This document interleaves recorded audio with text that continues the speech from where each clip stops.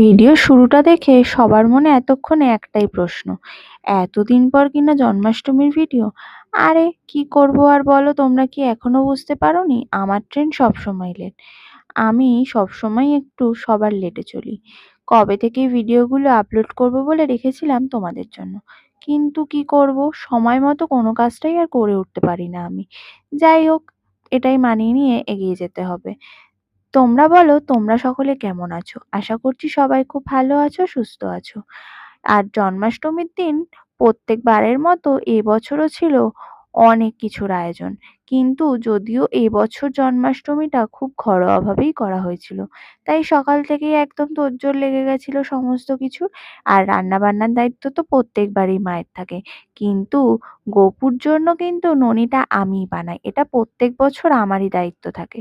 তাই আমার যে দায়িত্বগুলো ছিল সেটা তো আমি করে নিয়েছিলাম এদিকে চটপট। আর তারপর পুজোর জায়গা সমস্ত কিছু সাজিয়ে গুছিয়ে নিয়েছিলাম। আর তারপরেই দেখতে দেখতে চলে এসেছিল ঠাকুর মশাই।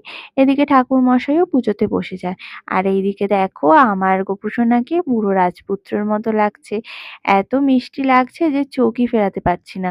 আর জানো তো, এবারে আমাদের ঘরে নতুন অতিথি এসেছে, সেটা হচ্ছে রাধারানী, যাকে দেখে তো আমার গোপু সোনা আরো বেশি খুশি হয়ে গেছে।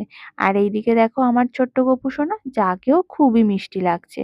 আর এইদিকেই রয়েছেন আমাদের যোগু দাদা, বলু দাদা আর শুভ দিদি, যাদেরকেও খুবই মিষ্টি লাগছে। যাই হোক, পুজো শেষ হওয়ার পরে একটুখানি শরবত খেয়ে নিয়েছিলাম। সারাদিন না খেয়ে থাকার কারণে এই শরবতটা যেন অমৃতের মতো লাগছিল। যাই হোক, তারপর দেখো এদিকে গোপু সোনার কেকও এসে গেছিল। তাই সবাই মিলে এই কেক কাটাটা সেলিব্রেশন করা হচ্ছিল। একটা পুচকু এসেছিল, যাকে দিয়ে কেক কাটানোর চেষ্টা করা হয়েছিল বটে, কিন্তু সে তো ভয়েতেই কান্নাকাটি জুড়ে ফেলে, যার কারণে অবশেষে তাকে দিয়ে কেকটা আর কাটানো যায়নি। সে তো কান্নাই করে যাচ্ছিল। তোমাদের এই ভিডিওটা কেমন লাগলো অবশ্যই কিন্তু কমেন্টে জানিও। আর সকলে কিন্তু কমেন্টে অবশ্যই লিখে যাবে রাধে রাধে। আর তোমরা সবাই ভালো থেকো, সুস্থ থেকো। দেখা হচ্ছে আরো নতুন নতুন অনেক ভিডিও নিয়ে। ভিডিওটা ভালো লাগলে একটা লাইক করে দিও। টাটা।